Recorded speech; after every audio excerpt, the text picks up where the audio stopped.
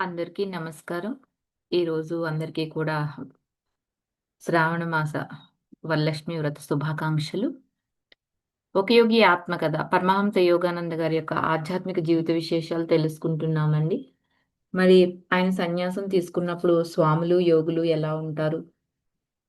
స్వామ, యోగ ఎవరు గొప్ప ఏంటి? పతంజలి యోగ సూత్రాల్లోని అష్టాంగ రాజయోగం, అష్టాంగ మార్గం గురించి కూడా మనకు తెలియచేశారు. మిగతాది రోజు చూద్దామండి. ఎవరు గొప్ప? స్వామ, యోగ అని ఎవ్వరైనా అడగొచ్చు. ఎందుకంటే దేవుడితో ఐక్యాన్ని సాధిస్తే వివిధ మార్గ విభేదాలు వెంటనే అదృశ్యమైపోతాయండి ఎవ్వరికైనా.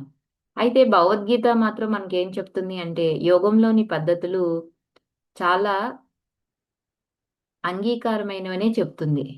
వీటిని ప్రక్రియలు అంటారు.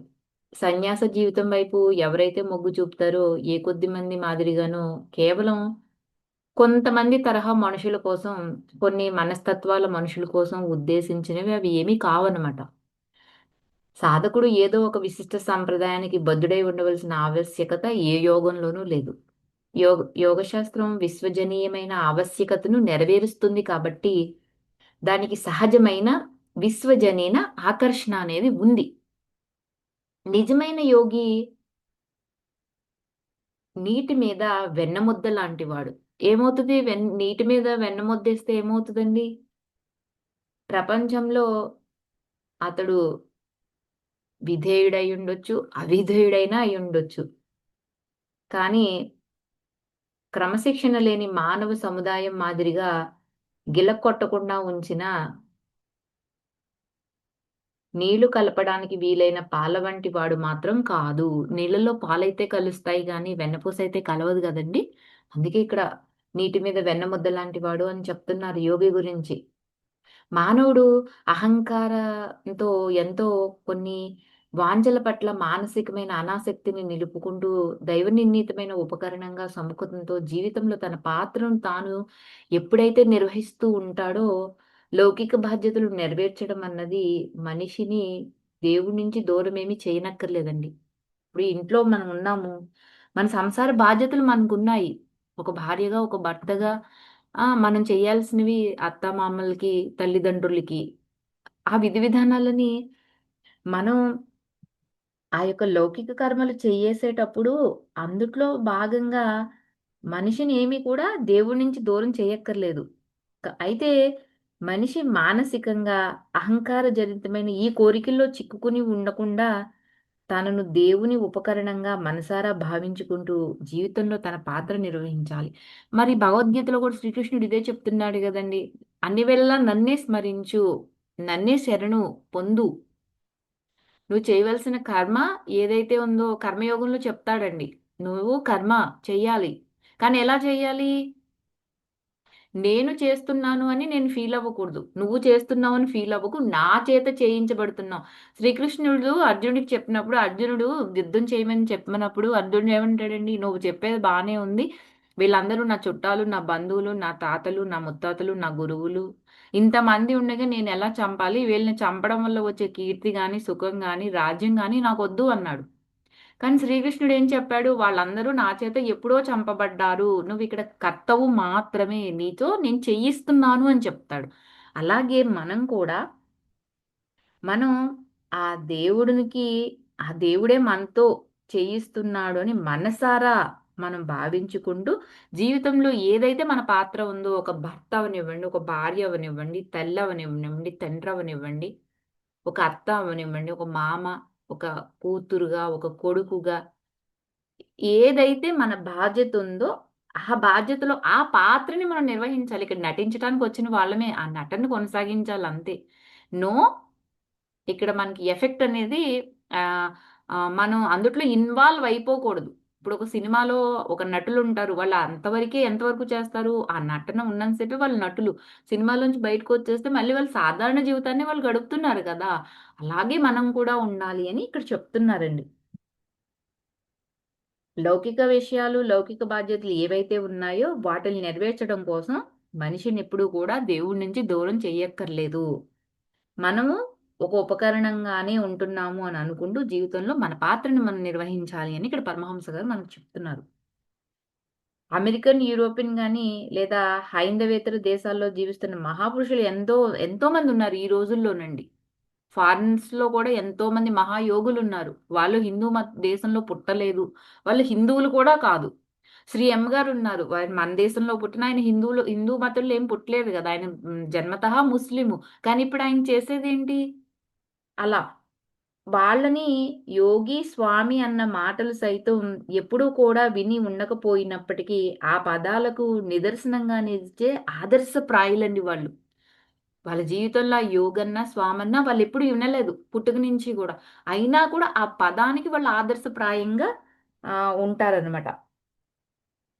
మానవ జాతికండి నిస్వార్థ సేవ చేస్తం వల్లనైతేనేమి, మనకున్న కామవాసనని, ఆలోచనల్ని అదుపులో ఉంచుకోవడం వల్లనైతే ఏంటి, ఏకోన్ముఖమైన దైవ ప్రేమ వల్ల అయితే ఏంటి, మహత్తరమైన ఏకాగ్రత సాధన శక్తుల వల్ల అయితే ఏంటి, వీరంతా కూడా ఒక విధంగా యోగులే. అంటే ఇక్కడ ఏం చెప్తున్నారు అంటే, నిస్వార్థ సేవలు చేసిన వాళ్ళు మనకున్న కామవాసల్ని, దానికి సంబంధించిన ఆలోచనల్ని అదుపులో ఉంచుకున్న వాళ్ళు, ఏకోన్ముఖులై ఉన్నది ఒకటే ఆ దైవమే అని ఆ దైవ ప్రేమ వల్ల వాళ్ళు ఏకాగ్రత సాధనా శక్తుల వల్ల ఆ దైవమునే నమ్ముకుని ఉన్నవాళ్ళు. శరణాగతి పొందిన వాళ్ళైతేనేంటి. అంతేకాకుండా ఏకాగ్రత సాధన వల్ల శక్తులు సంపాదించిన వాళ్ళైతే కూడా అందరూ యోగులే అని చెప్తున్నారండి. యోగ లక్ష్యాన్ని, ఆత్మ నిగ్రహాన్ని నిలుపుకున్నవారు. వీరంతా కూడా యోగులే. కనుక మనస్సును, జీవితాన్ని ఇప్పటికన్నా సస్పృహ దిశలో నడిపించగల యోగం అనేదే నిర్దిష్ట శాస్త్రాన్ని బోధించినట్లయితే ఇంకా ఉన్నత స్థితుల్ని అందుకోగలుగుతారు అని చెప్తున్నారు ఇక్కడ. పాశ్చాత్య రచయితలు కొందరు యోగ శాస్త్రాన్ని పైపైనే తడిమి తప్పుగా అర్థం చేసుకున్నారు. కానీ అటువంటి విమర్శకులు ఎవరు దాన్ని సాధన చేసిన వాళ్ళు కానే కాదు.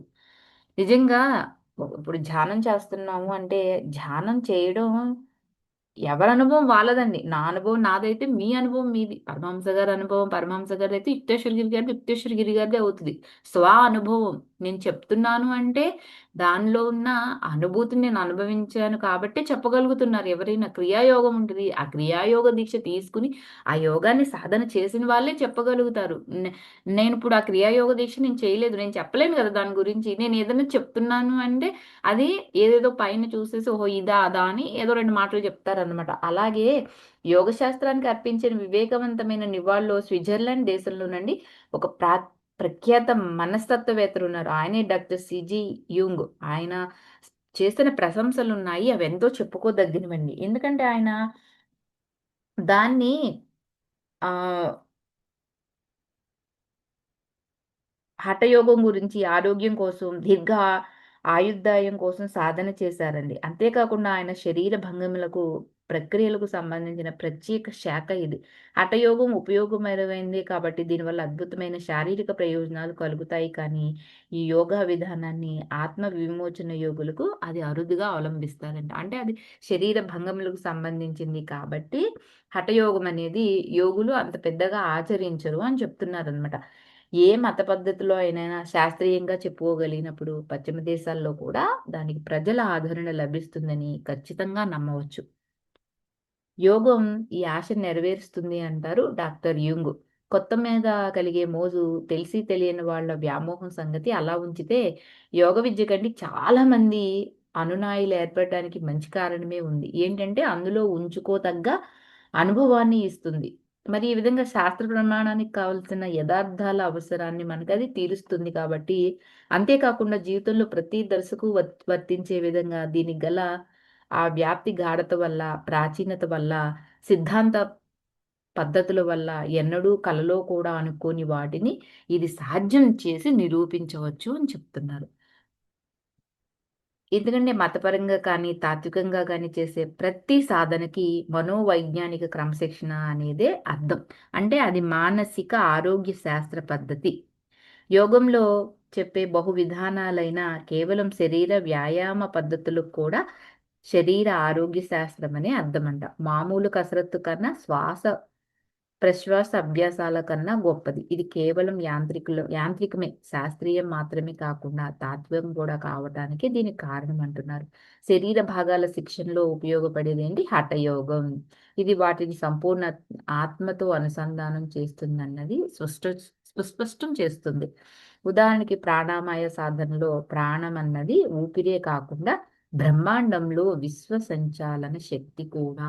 కాస్మిక్ ఎనర్జీ అదే అని మనందరికీ తెలుసు కదండీ! ఆ విషయమే ఇక్కడ గూడా మనకు చెప్తున్నారు. అది బ్రహ్మాండంలోని విశ్వ సంచాలక శక్తి. అంటే అది మొత్తం విశ్వమంతా కూడా వ్యాప్తి ఉంది అని అర్థం.